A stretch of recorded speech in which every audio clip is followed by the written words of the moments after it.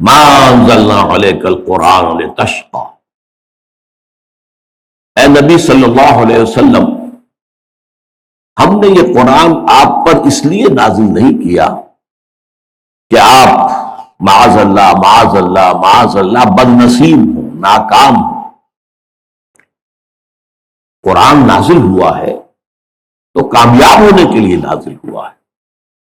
قرآن آپ کو دیا گیا ہے تو اس لیے کہ آپ کامیاب ہوں، آپ کا لایا ہوا دین دنیا میں قائم ہو، آپ کو قوت اور عزت حاصل۔ ما انزلنا علیک القرآن لتشقی، ہاں عبوری دور ہے، ابھی تکالیف ہیں۔ یہ مکی جو دور ہے حضور صلی اللہ علیہ وسلم کی حیات طیبہ کا، اس کے تقریباً وسط کے زمانے کی یہ صورتیں ہیں، اور اس میں جو حالات اس وقت تھے ان کو پیش نظر رکھیے۔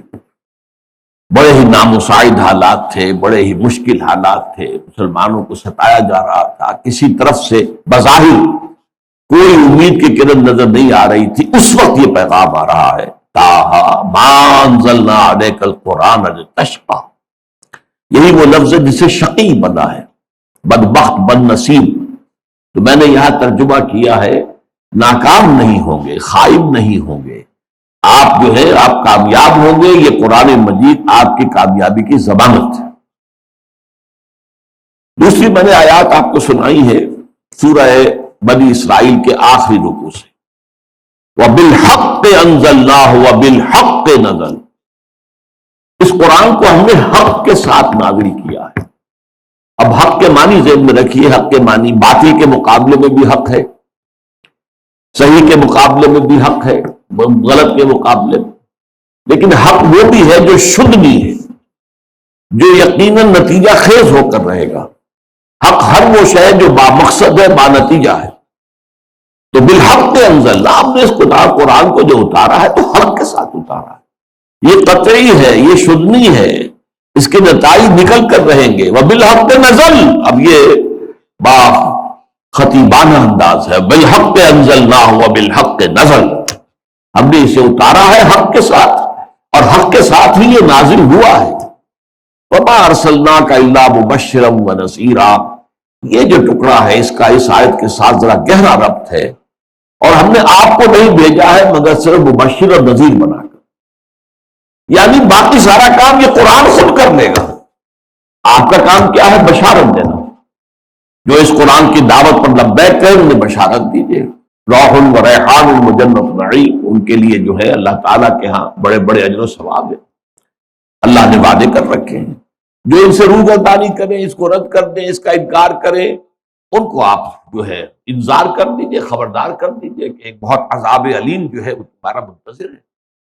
یعنی آپ کا رول اصل یہ ہے، باقی تاثیر قرآن اپنی خود پیدا کر لے گا۔ قرآن میں قوت تاثیر موجود ہے۔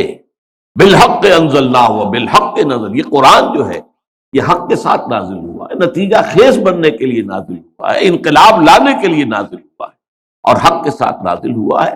آپ کا کام کیا ہے؟ بشیر اور نذیر، خبردار کرتے رہیں جو غلط کاری اور غلط روش کے انجام سے، اور بشارتیں دیتے رہیں ان لوگوں کو کہ جو حق کا راستہ اختیار کریں کہ ان کے لیے اللہ تعالیٰ نے جنت فراہم۔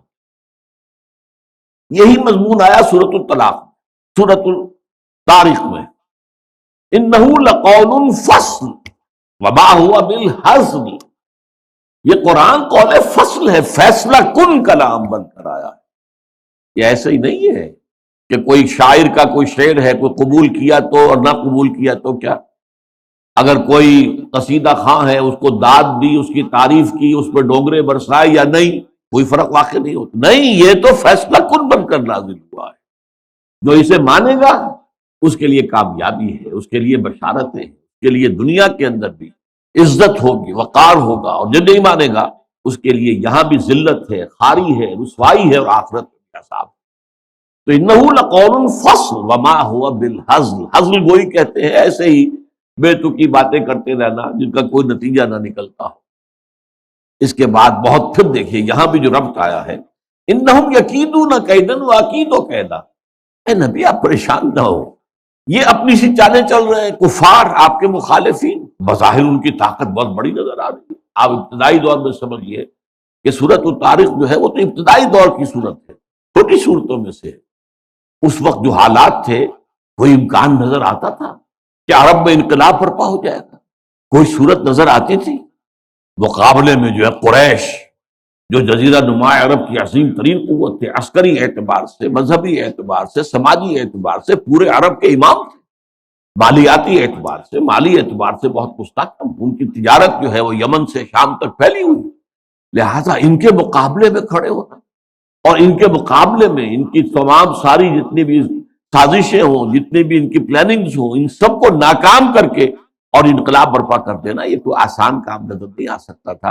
اس لیے فرمایا انہم یکیدون کیدن، اے نبی یہ چالیں چل رہے ہیں، یہ اپنی سازشیں کر رہے ہیں، یہ آپ کا راستہ روکنے کے لیے ہر امکانی تدبیر کے بارے میں غور کر رہے ہیں، پھر روح عمل را رہے، لیکن عقید و قیدا، میں بھی تو ایک چال چل رہا ہوں، میری چال جو ہے ظاہر بات ہے کہ میری چال سب سے زیادہ مضبوط ہے، اور بالآخر جو ہے وہ میری ہی چال کامیاب ہوگی اور میرا ہی جو بھی تدبیر کا معاملہ ہے وہ پورا ہوگا۔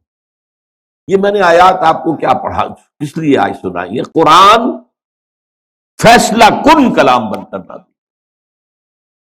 اب آپ سوچئے اس مضمون کو ایک حدیث میں کس خوبصورتی سے بیان کیا۔ اس کے راوی ہے حضرت عمر رضی اللہ تعالی عنہ، تو امام مسلم نے روایت کیا حضرت عمر سے رضی اللہ تعالی عنہ کہ حضور نے فرمایا ان اللہ یرفع بہذا الکتاب اقواما ویضع بہ آخر، اللہ تعالیٰ اب اسی کتاب کی بدولت قوموں کو اٹھائے گا، بام عروج پر پہنچائے گا، ترقی دے گا اور رفعت عطا کرے گا۔ ان اللہ یرفع بہذا الکتاب اقواما ویضع بہ آخرین، اور اسی کے ذریعے سے، اسی کو رد کرنے کے باعث، اس کی طرف پشت کر لینے کے باعث، اس کو پیٹھ دکھانے کے باعث لوگ قوموں کو رسوا اور برباد کر دیں۔ گویا کہ وہی مضمون جو ان صورتوں میں آیا، انہ لقول فصل وما هو بالحزن وبالحق انزلناه وبالحق نزل، اسی کو اس حدیث کے اندر جو ہے بہت سادہ الفاظ کے اندر بیان کر دیا گیا، ان اللہ یرفع بہذا الکتاب اقواما ویضع بہ آخر۔ یہ ہے مقام و مرتبہ۔ عظمت قرآن پر تو میری ویسے بہت سی تقاریر ہیں، میں ان آیات کو وہاں نہیں لایا کرتا، لیکن آج خاص مضمون کی وجہ سے میں نے یہ آیات آپ کو پڑھ کر سنائی ہے کہ قرآن نتیجہ خیز ہے، قرآن کامیاب ہو کر رہنے والی شے ہے، قرآن مغلوب ہونے والا نہیں ہے، قرآن سے یقیناً نتیجے برآمد ہوں گے، اس کا یقین کر دیا۔